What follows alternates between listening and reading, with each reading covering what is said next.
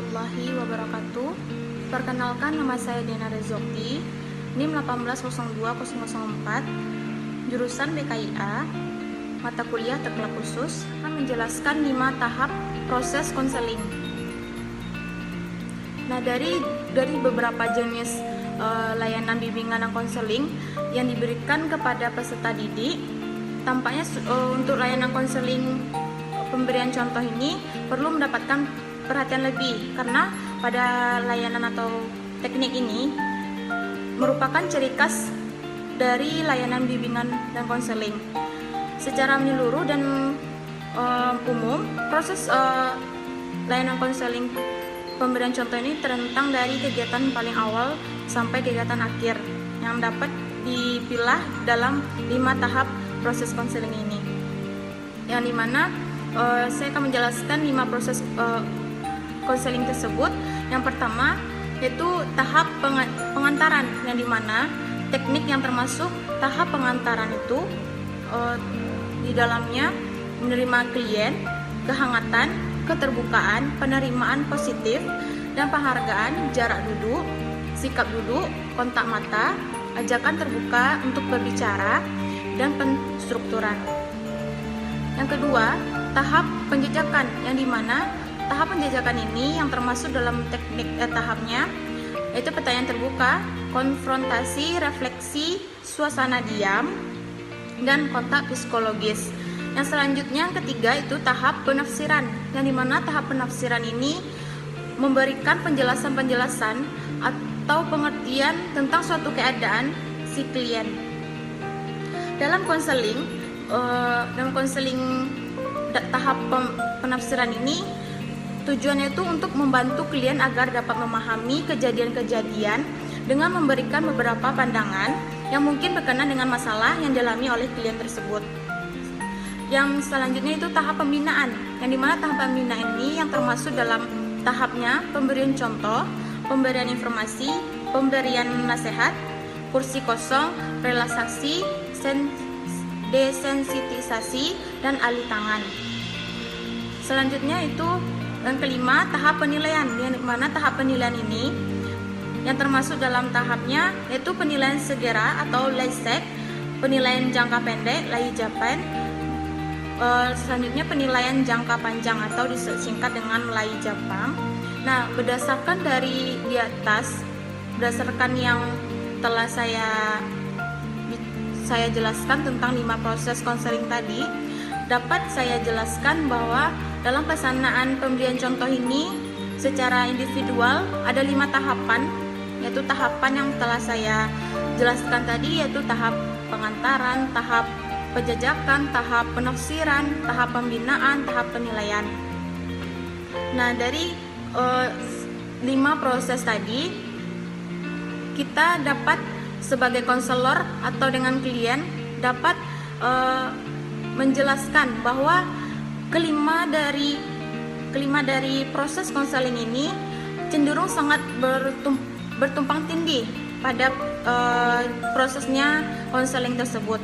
Dalam keseluruhan proses layanan individual atau dalam pemberian contoh ini, konselor harus setiap hari menyadari posisi dan peran yang dilakukannya.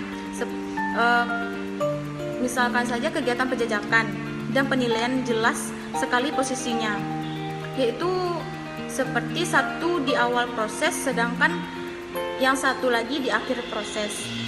Nah, sampai di situ penjelasan saya mengenai 5 tahap proses konseling. Terima kasih. Assalamualaikum warahmatullahi wabarakatuh.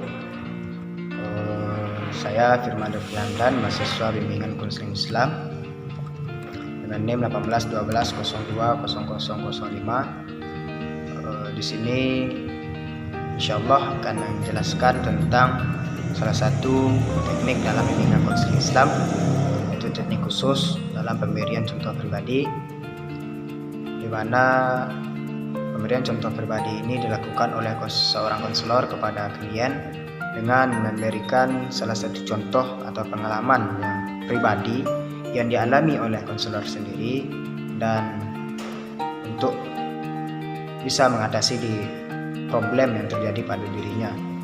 Dan juga bisa konselor menceritakan atau memberikan contoh pengalaman yang terjadi pada pribadi seseorang yang alhamdulillah dia berhasil dalam menyelesaikan masalah yang terjadi pada dirinya. Menurut Munro, konselor perlu memberikan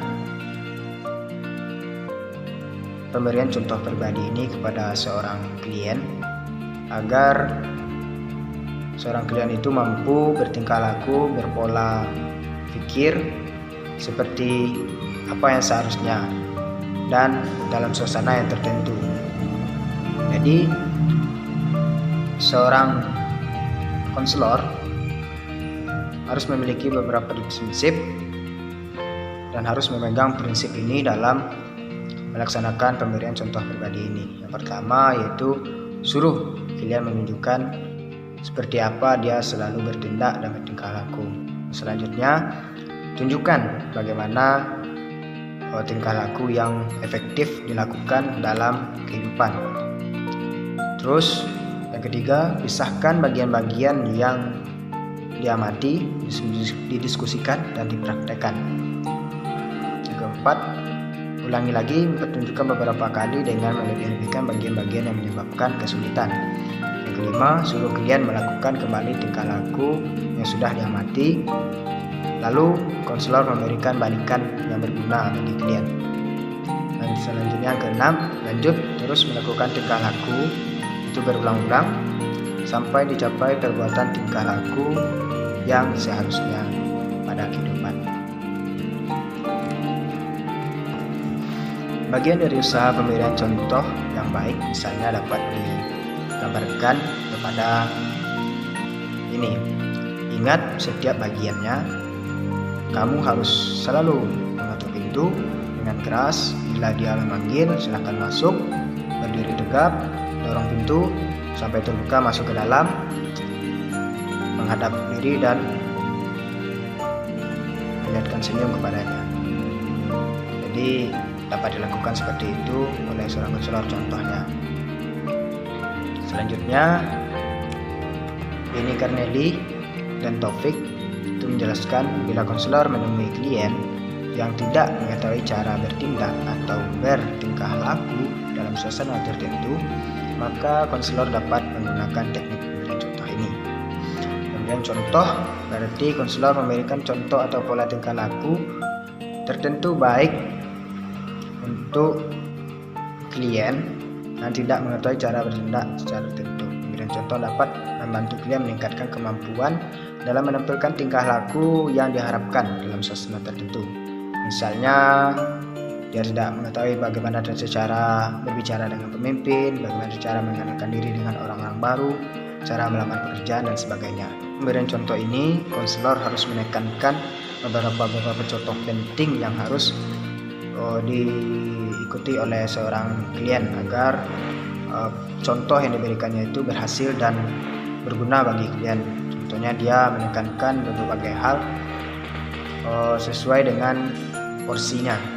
Setelah memberikan contoh pribadi, konselor juga memberikan penguatan kepada seorang klien agar dia mampu melaksanakannya, yaitu dengan meminta klien untuk mempraktekkan apa yang telah dicontohkan dengan baik, dan setelah itu mendapatkan hasil yang baik baru diberikan penguatan yang lebih, penekanan yang lebih agar apa yang telah dilakukan, apa yang telah dicontohkan tersebut berguna bagi kehidupan seorang klien tersebut.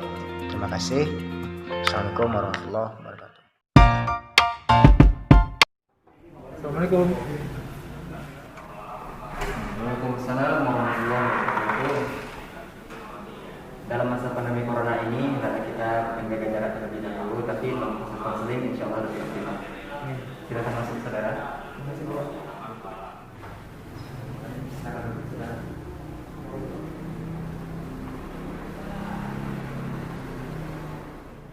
Assalamualaikum warahmatullahi wabarakatuh. Waalaikumsalam warahmatullahi wabarakatuh.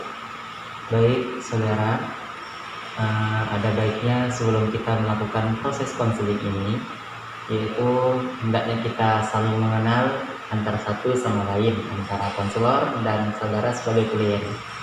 Maknanya di sini yaitu agar akrab aja gitu dalam proses konseling. Perkenalkan, nama saya Muhammad Yusuf, yaitu sebagai konselor insya Allah, dan saudara sebagai klien. Kepada saudara dipersilakan memperkenalkan namanya terlebih dahulu. Silakan.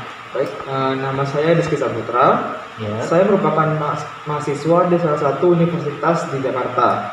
Dan saya sekarang lagi tinggal di Padang. Di Padang, Masya Allah. Baik, Rizky sendiri tuh kesini tadi? Iya Pak, sendiri. Gimana kabarnya? Sehat? Alhamdulillah. Alhamdulillah, baik, sehat ya. Semoga selalu sehat selalu. Amin. Diberikan oleh Allah Subhanahu Wa Taala. Sebelum itu, Rizky pernah nggak melakukan proses konseling sebelumnya? Belum pernah Pak. Belum pernah Belum ya? pernah. Oh, Ini pertama kalinya Pak. pertama kali perdana. Oh, Iya. oke. Nah, Bapak jelaskan dulu ya terkait tentang bimbingan konseling ini. Oke Pak. Bimbingan konseling ini nggak perlu panjang-panjang lah Bapak jelaskan, cukup inti-intinya saja, yaitu berkaitan tentang proses pemberian bantuan dari Bapak kepada Rizky sebagai klien, yaitu yang bertujuan untuk mengentaskan KST. Ini singkatan-singkatan dari BK nih. KST, KEST, kehidupan efektif sehari-hari yang terganggu, dan berusaha mengembangkan di mana maknanya di sini itu agar tetap terjaga case-nya, kehidupan efektif sehari-hari. Baik, mungkin itu cuma pengantar terkait tentang BK. Apakah Rizky memahami tentang makna dari BK ini sebelumnya? Memahami Pak. Terima kasih, Memahami. Pak. Baik, alhamdulillah paham. Kita lanjut selanjutnya, yaitu Bapak dalam sebuah proses konseling yaitu menjunjung tinggi yang namanya asas. Asas ini kan dasar yang harus dipegang, harus diapakan oleh seorang konselor, ditekuni ataupun tidak boleh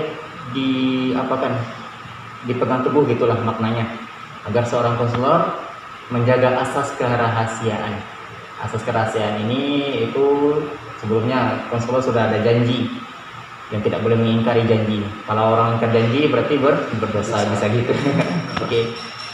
Jadi menjaga kerahasiaan dari seorang klien tidak layak dan tidak patut diketahui oleh orang lain sekali kita berdua dan Allah Subhanahu Wa Taala ya.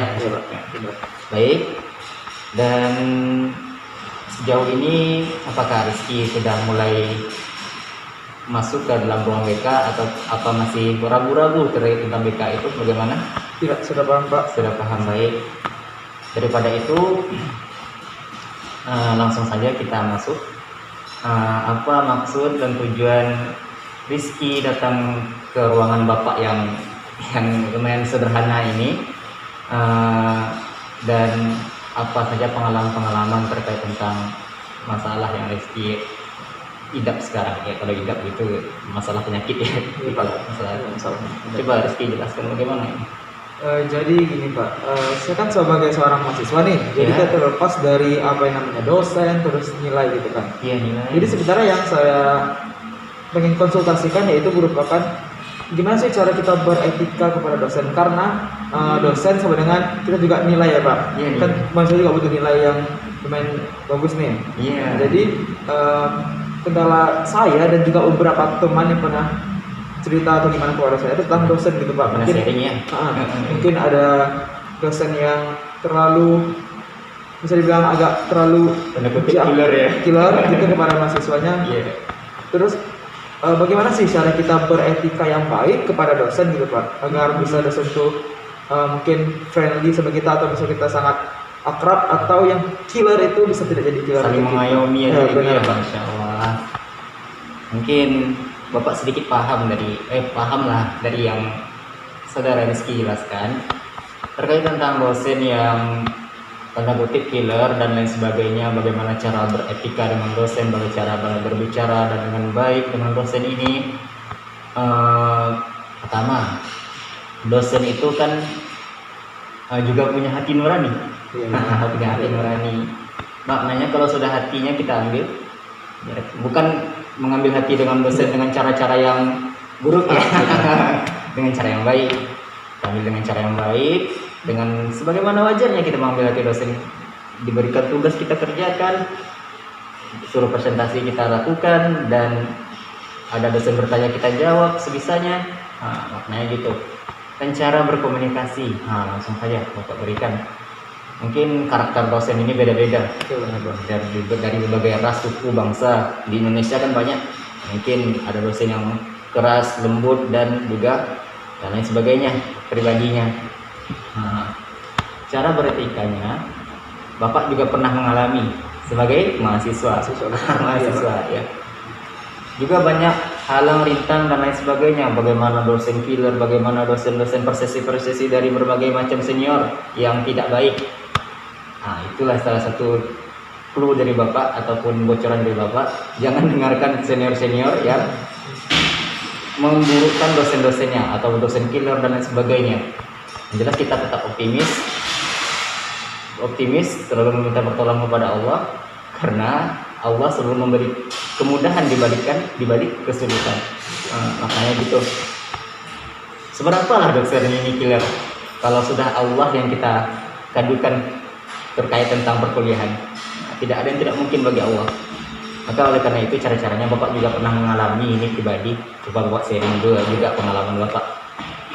Bapak dulu sebagai mahasiswa di Fakultas Dakwah dan Ilmu Komunikasi di UIN Muhammad Padang. Jadi adalah dosen-dosen, tapi termasuk alhamdulillah zaman Bapak dosennya baik-baik, tapi ada juga yang kurang apa ya kan. Bapak juga pernah diamanahkan sebagai posma di lokal. Jadi sebagai posma ini tanggung jawabnya lumayan dipikul juga. Tanggung jawabnya teman selokal. Kalau ada teman-teman yang selokal yang kurang paham tentang perkuliahan, ya kita yang menjelaskan, kita bertanya kepada dosen. Jadi saat bertanya ini cara bertanya. Kalau kita bertemu langsung ke ruangan Bapak itu, kita lihat kondisinya. Bagaimana kondisi dari ruangan tersebut, apakah Bapak itu ada di ruangan ataupun sedang ada tamu. Jangan kita langsung menyelonong, kita buka pintu dan lain sebagainya. Itu salah satu. Kadang dosen ini selalu menandai mahasiswa yang kurang baik akhlak dan tingkah lakunya. Selalu ditandai, misalnya bertemu di lokal. Kalau dosen yang bawa ke hati dalam perkuliahan, otomatis nilai turun, anjlok. Walaupun dia pintar, tapi akhlaknya buruk, nol besar kalau sama dosen kayak gitu. Tapi kita lihat kondisi, situasi, kita ketuk pintu. Kalau kita ketemu langsung ya, kita ketuk pintu, assalamualaikum, kita pakai salam. Kalau dijawab sama Bapak itu, kita tanya dulu, apakah boleh masuk Pak? Apakah boleh masuk? Silahkan Ananda. Kalau itu bahasa dari Bapak dosennya yang killer tadi. Kita kalau jangan mencap dosen itu killer sebelum kita mengetahui Bapak itu secara langsung, secara dekat. Jangan kita dengarkan dari telinga omongan-omongan orang yang kurang baik, namun kita tidak melihat bagaimana realitasnya yang sebenarnya. Itu kita harus lihat realitas, kita tahu Bapak itu begini, Bapak ini begini, Bapak ini. Kita tahu setelah kita dekat dan Bapak juga berusaha. Bapak dulu kan cuma dari chat WA. Jadi awal Bapak chat WA itu Bapak bilang, assalamualaikum Bapak, ini Ananda, mahasiswa Bapak dari lokal ini, fakultas ini, dan jurusan ini, mata kuliah ini dengan Bapak. Mau bertanya Pak tentang perkuliahan. Kan Bapak dulu kalau mengumpulkan tugas kan sama posma di lokal. Jadi saat mengumpulkan tugas itu posma yang mengumpulkan ke dosen. Nah yang begitu, menggunakan kata-kata yang lembut, kata-kata yang karim, kata-kata yang mulia gitulah, yang baik, yang tidak menyinggung. Hendaknya kita berpikir sebelum mengetik. Berpikir itu penting. Jangan kita setelah mengetik dan cepat-cepat, pas kita kirim, kita sedikit rasa bersalah. Ada kata-kata yang kurang ini, ada kata-kata yang buruk ini, tidak pantas ini. Jadi kita gunakan kata-kata yang baik. Kita cek dulu. Jangan langsung kirim. Kita cek bagaimana tulisannya atau apakah sudah baik. Bismillah, mohon kepada Allah, kita kirim. Kita kirim. Kalau berkaitan tentang dosen dibaca atau tidak dibaca, setidaknya kita sudah berusaha baik kepada dosen. Jangan bersuudzon kepada dosen dengan cuma dibaca, cuma diread, cuma 2 centang 2 biru, nggak dibalas. Gimana ini aja? Kita kita berbaik sangka saja, mungkin sibuk, tapi Bapak itu sudah paham apa yang kita maksud. Oh iya, ini maksud. Dan satu, etika dalam chat.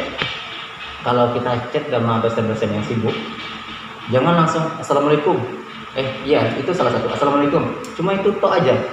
Kalau itu saja, apa maksudnya? Kalau dibalas sama Bapak itu, hendaknya kita dalam sebuah chat kita buat assalamualaikum, kita buat isinya langsung. Isinya apa maksud kita angkat. Misalnya Bapak, saya bertanya tentang mata kuliah ini, silabusnya belum diberi nih Pak kalau kami, jadi kami minta silabus sama Bapak. Jadi Bapak itu baca, kirim silabus sama Bapak kita. Nah, itu salah satu kiat-kiat etika yang baik kepada dosen dalam sebuah pembelajaran. Itu pengalaman Bapak itu. Alhamdulillah, dosen itu baik-baik semua Bapak. Kalau dosen, alhamdulillah Rizky, dosennya baik. Semoga itu juga tercurah buat Rizky dan bisa mendapat gelar yang diinginkan, bisa mendapat gelar tamat kuliah dengan nilai yang baik, kumlot, dan mahasiswa terbaik, insya Allah, amin ya Allah. Dan juga bisa dapat pekerjaan yang diridhoi oleh Allah dan bisa diridhoi oleh Allah dan dunia akhirat dipergunakan, insya Allah. Mungkin setidaknya sejauh ini apakah Rizky sudah paham atas Bapak yang jelaskan tadi itu, pengalaman Bapak itu? Paham banget Pak, terima kasih atas penjelasannya Pak. Semoga yang Bapak berikan kepada Rizky bisa dicerna dan diterapkan dan bisa sharing juga ke teman-teman. Alhamdulillah, Masya Allah. Tadi kan ada Bapak contohkan itu, Iya Pak. bagaimana bicara baiknya pakai salam dulu ketuk pintu ataupun melalui chat, kita salam, kita menggunakan kata-kata langsung ke pokoknya apa yang kita tanyakan, dan diakhiri juga dengan makasih Bapak sudah menjelaskan gitu, syukur kafiron gitulah, terima kasih banyak. Coba apakah Rizky berkenan mempraktekkan memperagakan, anggap ini Bapak dosen nih.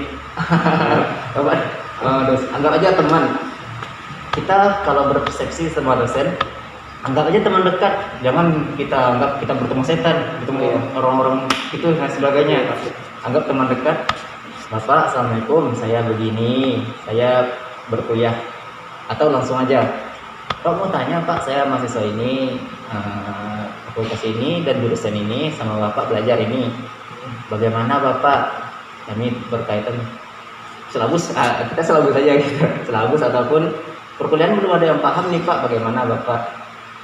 Dengan kata-kata yang lembut. Gitu. Makasih Bapak.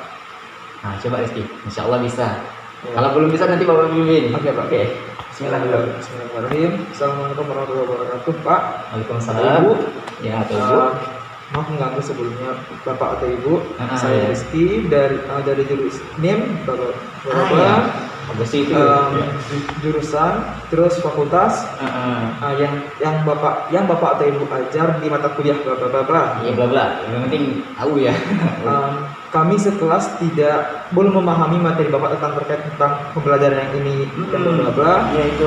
Mohon untuk berkenan untuk mengulangi materi tersebut, Jelaskan kembali di lokal ataupun di sini, jelaskan sama saya Pak. Itu sekali Pak. Ya.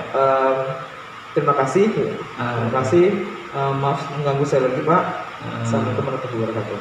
Benar nggak Pak? Benar sekali. Masya Allah itu. Semoga biasa nggak grogi lagi sama dosennya. Ya, amin. Ketemu dosennya ataupun ada PA kan? Iya ada. PA itu harus sering-sering sharing tuh sama PA-nya agar lebih lancar kuliahnya. Alhamdulillah, Rizky sudah dipahamkan dalam sebuah proses konseling yang telah Bapak jelaskan tadi.